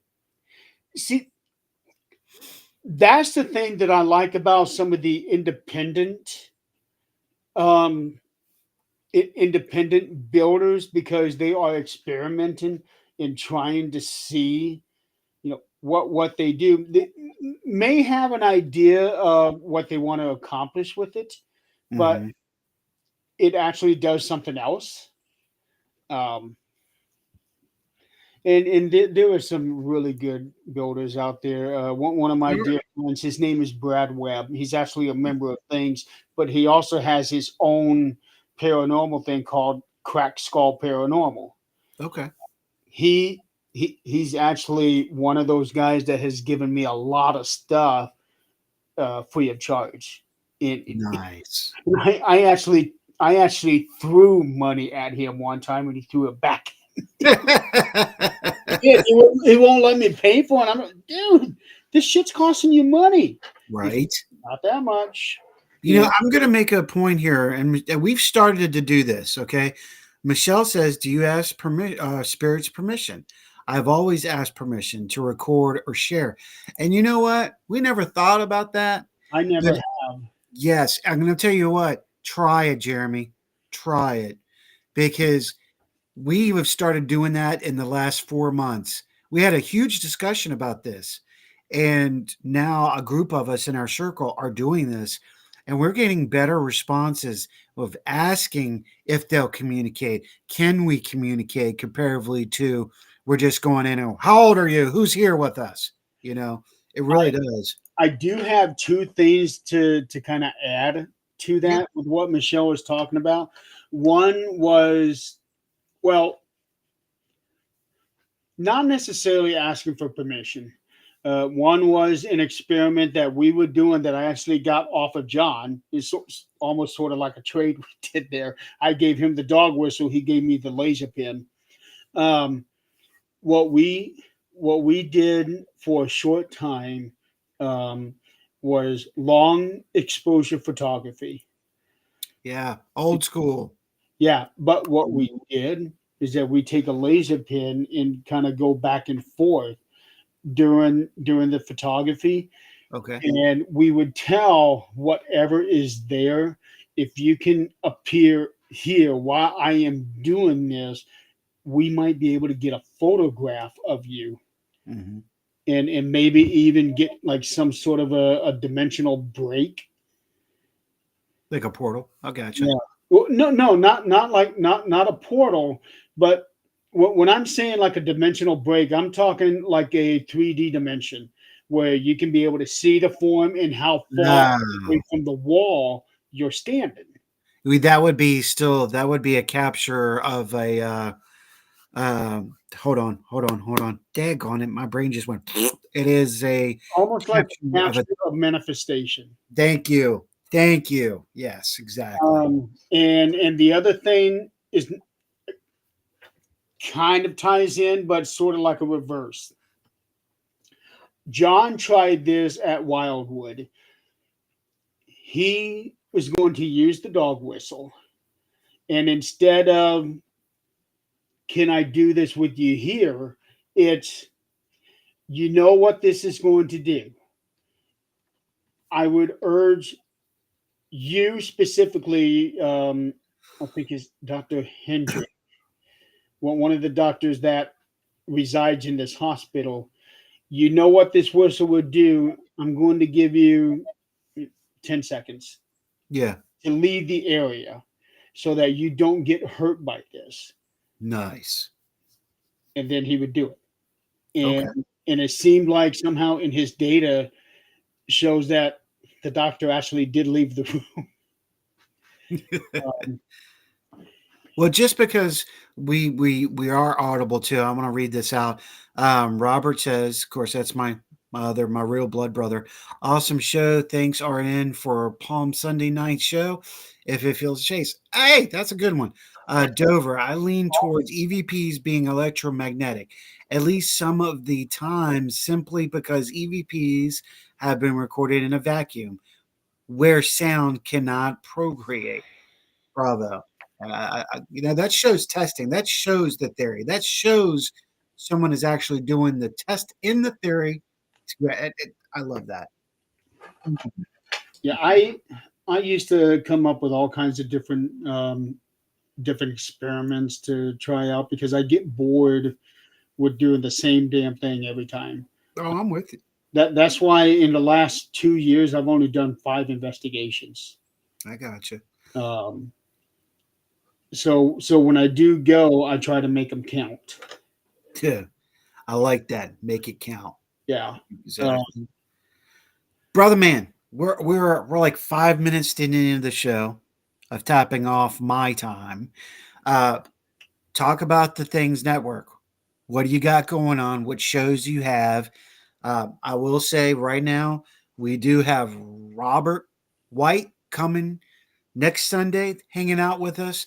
And then 2 or 3 Sundays after that, we have one more Things member that's coming out. She's excited because it's on her birthday. She was telling me about that the other day. Yeah, she got all giggly. I'm like, rock on, let's do this. She was excited about that one. Because she told me, yeah, I'm going to be doing his show on my birthday, and I actually have a list of everybody's birthday, 2 different lists, one for everybody that's on Things and everybody on Things Network. And I looked her up, and I was, oh, you're on this date. Yeah, and Dover, yes, every Sunday at 7 p.m. Eastern Standard Time, we are here. This is the Orion Effect. Usually, Rhonda Harris, medium, is with me. She is the hostess, but she's on a work travel point right now. And we've seen you before, and I thank you for coming back. And come on back. Check us out on Facebook. You can find me on Facebook right here at Ed the Hitman Odell. I actually say Ed Odell, Howie Odell. You can find me on Facebook. Find Jeremy. Go ahead, brother. I'm sorry. No, that's fine. The Things Network is not 100% a paranormal podcast Sean. network. Okay. Because I'm going to be honest, paranormal shows are a dime a dozen. They sometimes they get boring. You get all the same guests and everything, all the same stories, and I just get bored with it. Yeah, well, that's why I changed the show. That's why this show is never all paranormal. Plus, the show was never designed for all paranormal. Well, that's why on Supernatural Talk, we talk about things that's in the news. So y'all talk about everything on that. We do. Supernatural Talk is open. Even we won't even talk about some of the things, but yeah. We talk about what's in the news. Like for example, we were talking about some of the recent plane crashes, and since then there have been a couple more in the country. We also talk about stuff going on in the political world without pushing our beliefs in what we follow. Like, let's say we do not try to push the Republican agenda. We do not try to push the Democratic agenda. We don't do that. We talk about what's actually happening in politics and say, you know what? I can see that. I can agree to that. Or no, I don't think that's right. And I'm going to be critical of all parties. I don't care what your affiliation is. On the 13th Dimension, my other show, I had actually at one point put it to where, okay, I'm bringing in the paranormal people, but I don't want to talk paranormal with you.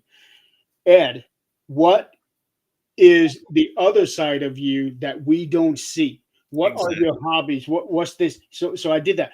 Greg Bakken brought him in. He does Ghost Box Radio every night. We talked about Doctor Who. He educated me on Doctor Who. Jacqueline Dixon, she has Paranormal Path Peeps from England on Mondays.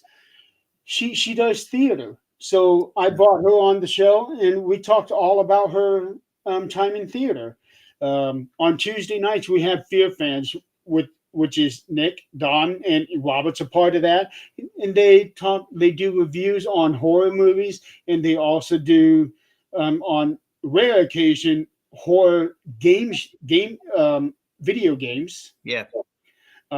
Then he hasn't been able to do it for a while, but on Monday mornings, Zach, Adrian's husband, does Footprints Forward, and it's about veterans and mental health and things like that. So that's why I like to have a nice little variety, and I want things that matter. So like Footprints Forward is one of the more important shows because it talks about the mental health. It talks about the state of the U.S. veterans and how they're treated.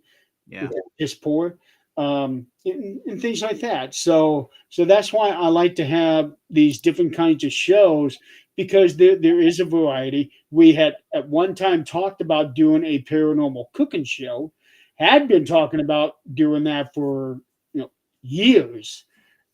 Just never got started, and we have talked about it publicly, and we've noticed that other places have a paranormal cooking show. Yeah, you know what? That's one thing I've learned not to give out my show format ideas that I think about putting together Yeah, because a lot of people are duplicating and I find it, I'm like I'm touched by it and all that, but dude, don't steal my shit. Be right. your own self, That's why I do the steampunk. This is me. This is Rhonda. This is who we are. She's a beach bunny, and I'm a steampunker. We're both Hooians, and that's I try to. This is me, man. 24/7. Anybody that knows me can tell you this ain't no joke. And Well, I'm you can say the stuff that I say and how I act on this show is the exact same way I am on Supernatural Talk. yeah, that's for sure. That's the truth. Except for you're a little bit more talkative now. You don't get a whole lot of talking in sometimes. It depends on the subject. Well, the thing is, if I am host, I should be the one doing the least amount of talking. Right. Granted, we don't have a guest on very often on Supernatural Talk because me, Nick, Adrian, and Eileen, the four of us are all equal partners on Supernatural Talk. That's not my show. Yeah. It's not one of those things where, okay, if I'm not going to be on it, we're not doing a show. If I'm not going to be on it, Nick can run the show. Or Real Adrian. quick, I want to give a holler out to my brother from another mother, Derek Degler Elliott. That is Sean Elliott. That is G3 and Hill City Paranormal. Giving shout outs to him and his wonderful other half, Courtney. So I want to make sure we pop that out there and give them shout outs for that. G3 will be airing at the end of the month as well. And This could be interesting. I don't know how we're going to pull off G3 with an anniversary. That's going to be fun. I don't know. We'll figure this out. the anniversary of anything is an accomplishment. Yeah, right. Yeah, especially these days. Yeah. Well, And that's the beauty of the Things Network is I don't micromanage anybody. I'm not going to. I don't want to. yeah. And all of our show hosts are so wonderful. They really are, and they work so well together. We have virtually no drama in the network. Sometimes we have to have a discussion, but everybody is cordial with each other. We're all respectful. It's never like, well, none of Yeah. Leave the drama for your mama at home. Don't bring it to the fashionable place. So people keep telling me, you have done such a great job with the network, and my response is pretty much the same. The network runs itself. I don't have to do anything anymore. Yeah. And to be able to say that after 3.5 years now, to me is a huge accomplishment. Yeah. I agree. Yeah. I mean, with being in the corner, I show support. I watch my shows, but I don't tell them anything what to do. I give, like my newest show, Uncharted Realms, I'll give her pointers and all, but I'm not telling her how to run her show. That is one thing that I don't do. And it's not necessarily by choice. It's Where you been, man? We're getting ready to end. You fool. yeah. And everybody knows this. I don't watch all of our shows. I don't have time to. Okay. Well, that's understandable. Yeah. I just got way too much because I have to watch over my dad. I don't take care of him, but I do a lot of things for him. Right. You're my daughter. I got to do my writing. So I have to write for X amount of hours, and if something else comes up, well, that writing have to be pushed back to later on in the day. And there's been, well, just a couple nights ago, I didn't get done with my writing until 10:30 at night. So I don't have time to watch other people's shows, and they know that. Yeah, I But get it. I will try to go in and give a heart, because I know that when shows get hearts, it helps with the algorithm. It And does. Yeah. try to instill that with everybody, but nobody actually gets it.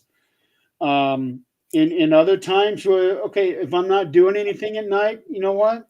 I just don't feel like it. Yeah. Especially But when you do it yourself. I get it. yeah, but Yeah. I'll try to share out. Yeah, Nick knows it. He Mhm. knows how it is with me. And there have been a couple times where it's like, Nick, not now. Yeah. I hate to cut you off, brother. I really do. Yeah, it's Let not. people know where they can find y'all and what's going down, and we'll wrap this up tonight. Just look for Things Network on Facebook, YouTube, LinkedIn, Twitch. I do have a Rumble account, but we don't stream there. I also have an X account, but I stopped streaming there once they started charging people to go live there. I will not pay because I'm a cheap ass, but I have to be.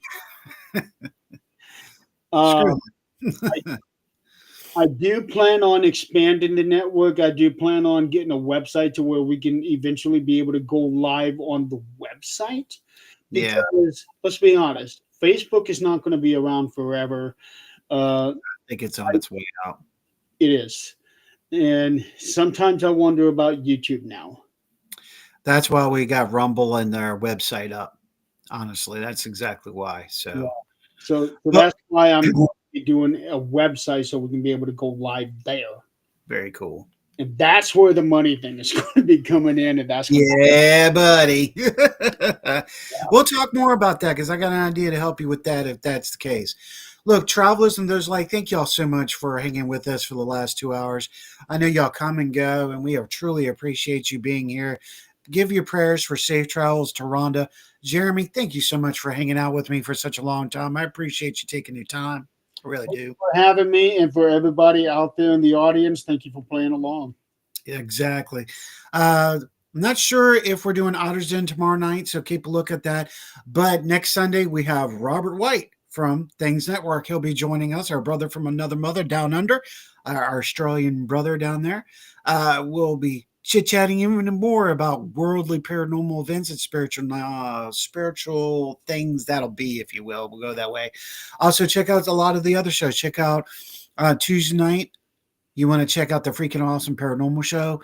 Wednesdays, of course, is Joni Templeton Skinner with True Crimes, Astrology, and Criminology. Thursdays, of course, Bag of Nuts and Beacon of Dark with Susan. And, of course, our newest show, Uncharted Realms with Ashley Hurd. And don't miss it. Don't miss it. My coffee's about to bounce right out of me. And as always, travelers, continue to help each other. We are in this together. Let's continue to surf it. These cosmic waves are going to get larger. Do the best you can. You have others there to help you. You're not alone. And until then, travelers, we'll see you on the other side. Thank you again, Jeremy.